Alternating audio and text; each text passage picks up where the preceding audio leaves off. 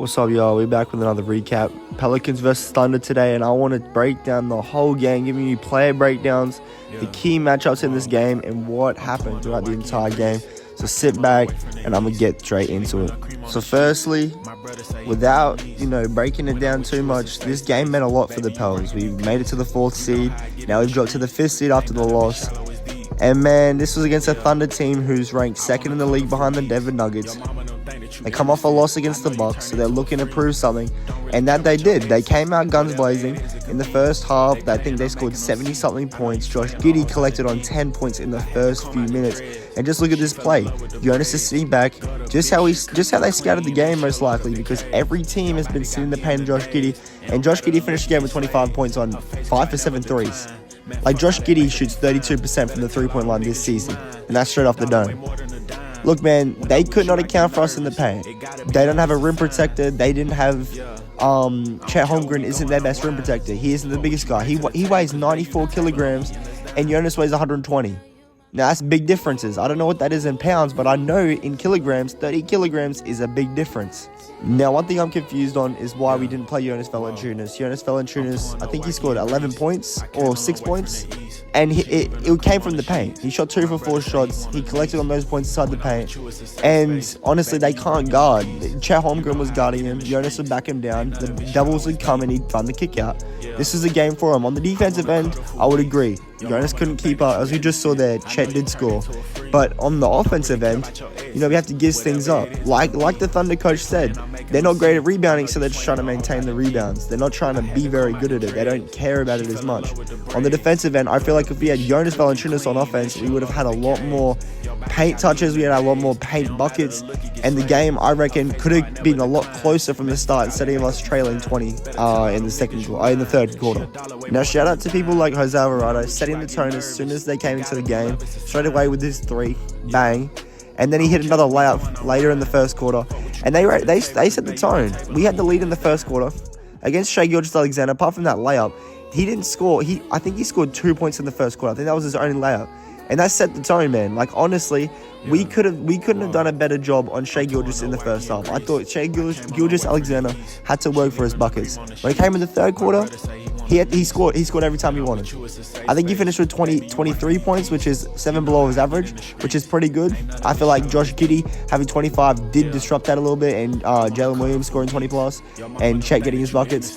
But honestly, I feel like the way that we guarded Shai for the majority of the game was really, really good.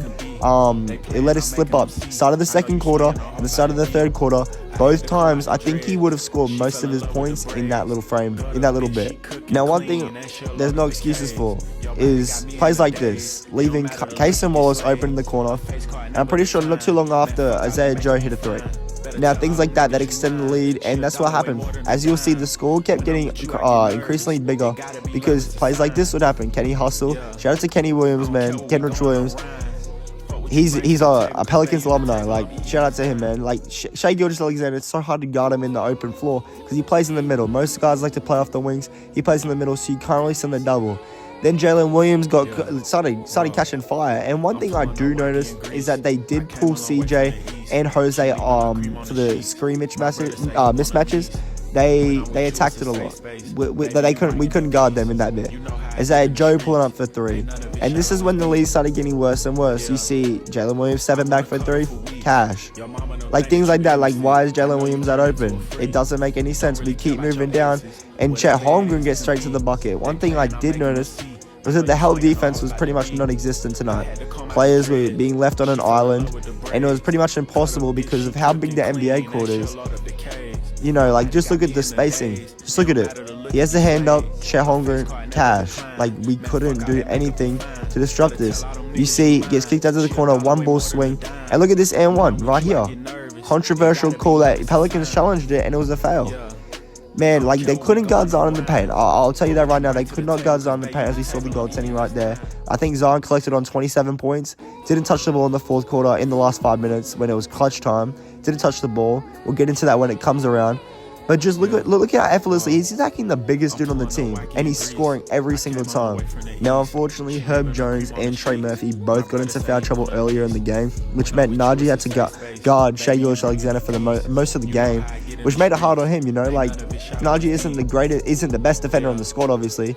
Our best defender is Herb.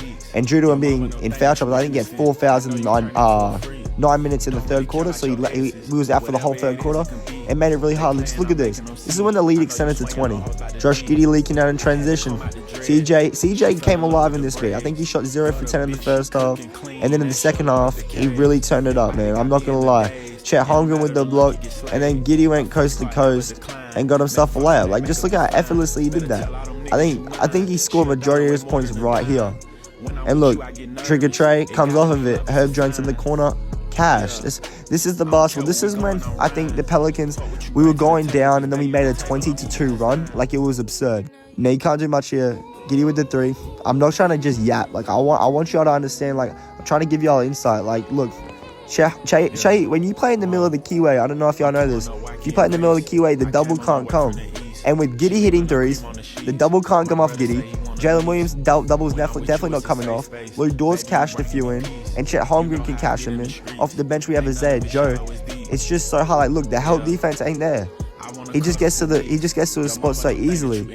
But this is when the lead was erased. Alright, CJ McCollum, he came alive. And one thing I liked about this, and Antonio Daniels stated this, Zion was about to get subbed off in this third quarter, and he said no to Willie Green. This is what we're talking about, playing with some fuel, playing with some fires, getting to clutch time. We might have lost the game, but at least we pushed our way back into it. CJ with the layup, and then now Zion going coast to coast. They can't contain us in the open floor. I think we should attack the paint a lot more. Just look, every time Zion would catch that on the high post, he would get to the bucket. Every single time. Now, one thing I really wish we did better is closing the fourth quarter. Like, Shay got to his spot. I think they scored another time here, and they hit a 3 to end the third quarter, and then it became an 8-point lead. Like, this isn't what we wanted. This isn't what we wanted it to be. And it's tough, man. Like, he snags the rebound over JIE. Chet brings down the rebound. And it's not ideal, but honestly, the third quarter couldn't have gone much better. As you see Najee Marshall attacking the rim. I really wish we attacked Giddey a lot more. Chet getting up. Chet was big time. Larry couldn't guard Chet. I didn't expect Larry to. Larry gave us great minutes. Don't get me wrong. Larry worked his tail off. I can't lie. Larry worked his tail off as Trey gets the block. But Chet's 7 foot, bro, and Larry's 6'8". Now that's a big difference. Dyson's 6'8". So it's a lot. It's really difficult. As we see Giddey knocking down the corner 3 to get the lead, and I've never seen Giddey hit this many threes. I'm gonna tell you, since the playing game in New Orleans. So that's kind of, he might like this arena a lot. As we see Shay get into a spot, but passes it to Kenny Hustle, moving off the back door. And honestly, you can't get mad at plays like that. You can't get mad when we're trying to focus in and dial in on Shay. And then players like Giddey getting threes, players like Dort getting threes, you can't be mad at it. You got to give up. You got to give up some options. Big backdoor cut. And honestly, I thought the game was here. I thought we had this in our hands. As Trey gets it, they called a timeout straight after that 3. I thought it was in our hands. But notice, see the 4:24 mark. See who Zion has on him. Dort is a great defender, but by no means can Dort guard him inside that paint. By no means can Chet guard him inside that paint. And not one time Zion get a shot. Zion didn't get a single shot. Like, it's ridiculous. It really is ridiculous. We have Shay with the ball, pulling off the 3. Cash. That was his only 3 of the night. And guess what? This was his 6th point of the night right here. It came from Dort in a 3 that honestly we all thought was going out. Had a hand there. He finished with 6 points, and we lost the game to that. Honestly, that was triggering. Her with the missed 3 looked like money. Dort's didn't look like money. And then they come down, and he got CJ on the switch. 5 under, and you meet him too late, and that's a layup every time. You meet him too late, that's a layup. And honestly, I love CJ. I thought CJ shot too many shots in this last bit. I thought CJ got us into the game. I thought he shot too many shots, and we live with it. Alright, so we got another game against the Bucks. The Bucks just lost against the Lakers today in double overtime. And honestly, this could be a great game for both sides. We don't have Brandon Ingram. They just got Chris Middleton back. They have Giannis. They have Dame. They've got a squad. But honestly, I think every single time the Pelicans go down, they somehow make a way to fight back, to claw back in it, and to prove themselves after they lost. So I can expect a Pels win. I don't want to go too deep into it yet. I'm going to do a preview and a recap video of that game. That game will be on Thursday night, so make sure y'all tune in. I'm going to try and do some live streams on the YouTube channel, just in case, because if this gets banned, that's all good. I don't want the TikTok to get banned. If you haven't already, subscribe, like the video, comment down below what you think about this squad and about the upcoming game, what you think about that game just played. And make sure y'all tap into the TikToks, the Instagram, the Twitter. Pelicans plays on every single platform. We're going crazy in 2024. And I'm out, y'all. Thank you. When I'm with you, it's a safe space. Baby, you bringing me peace. You know how I get in the streets. Ain't none of it shallow, it's deep. Yeah, I wanna cuddle for weeks. Your mama don't